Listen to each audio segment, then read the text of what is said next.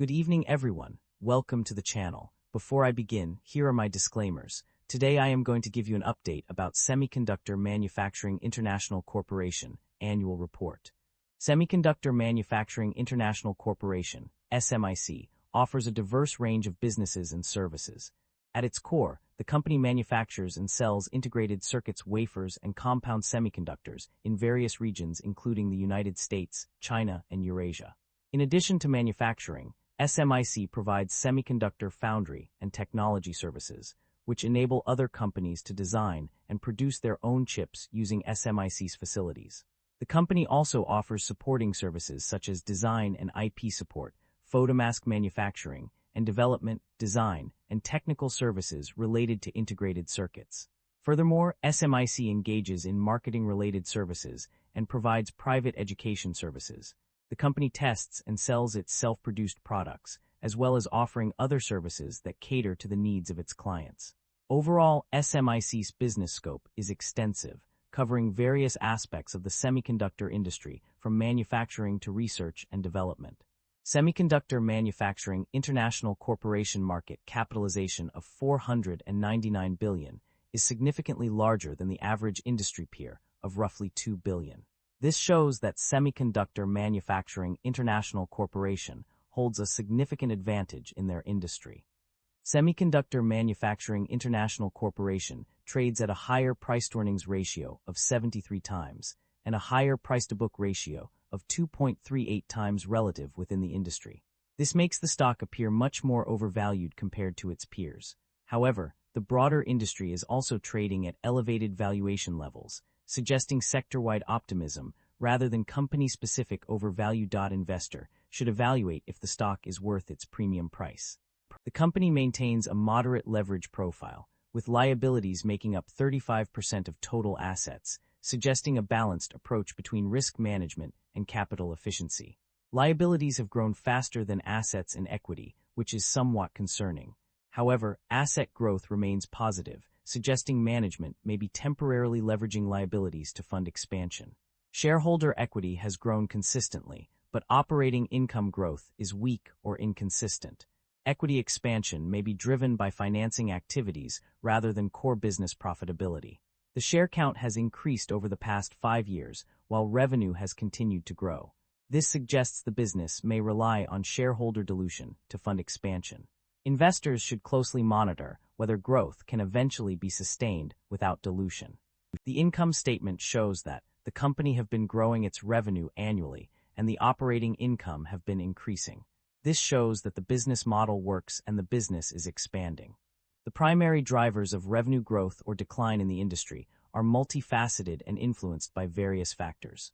At the core, capacity expansion in wafer manufacturing and increased utilization rates have been key contributors to revenue growth.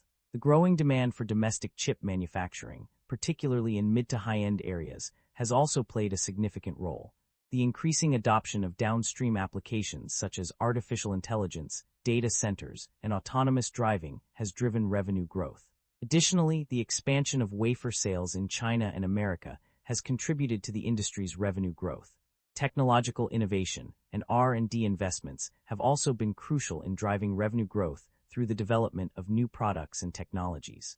Furthermore, market demand, upstream and downstream industry chain development, core technologies, production capacity expansion, customer base expansion, and sales team execution have all played a role in driving revenue growth. The industry's ability to adapt to changing market demands and leverage technological reserves has also been essential in maintaining revenue growth. Net income and profit margins experienced significant fluctuations between 2021 and 2025. Initially, net income decreased by 58.8% from $1,775.16 million in 2021 to $729.99 million in 2024.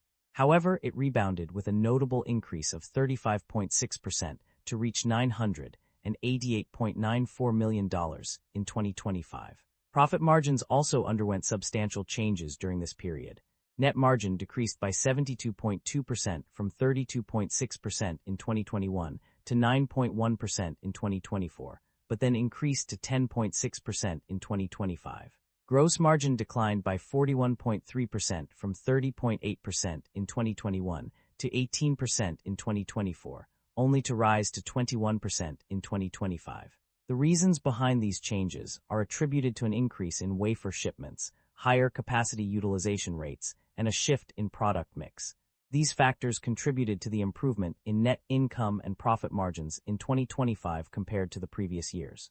The company's financial performance indicates a consistent generation of positive operating cash flow over the past 3 years. According to the provided data on page 16, the net cash generated from operating activities has been steadily increasing since 2023. In 2023, the company reported $3,358,294 in net cash generated from operating activities. This amount remained relatively stable in 2024 at $3,175,555, showing a slight decrease of $182,739.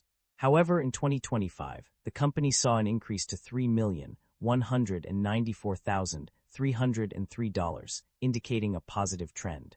This consistent generation of positive operating cash flow is a testament to the company's ability to manage its finances effectively and generate sufficient cash from its core operations. Management is optimistic about the company's outlook, citing growth in the wafer foundry industry due to increasing demand for semiconductor devices. To maintain its competitive advantage, the company plans to invest heavily in R&D and production. Additionally, management aims to enhance profitability through optimizing product mix, improving utilization rates, and refining process technologies. The company is well positioned in the industry with its leading process, manufacturing capabilities, and production capacity advantages. As a result, it will focus on internationalization and marketization, as well as research and development of high-quality specialty process technology platforms. This strategic approach is expected to drive growth and profitability. In terms of financial strategy, management plans to diversify financing channels to mitigate risks. Furthermore, the company does not expect to distribute retained earnings outside of China by 2025 and anticipates minimal exposure to Pillar 2 income taxes. Overall, management's outlook suggests a focus on innovation, efficiency, and strategic growth initiatives to drive long-term success. The company's financial strategy has been focused on rewarding its shareholders through various means. One of the key ways it has done this is by paying out dividends to its investors. This indicates a commitment to returning value to those who have invested in the company, demonstrating confidence in its ability to generate profits. In addition to dividend payments, the company has also taken steps to reduce the number of outstanding shares on the market through share buybacks. By purchasing back its own stock, the company can increase earnings per share and make its existing shares more valuable to investors.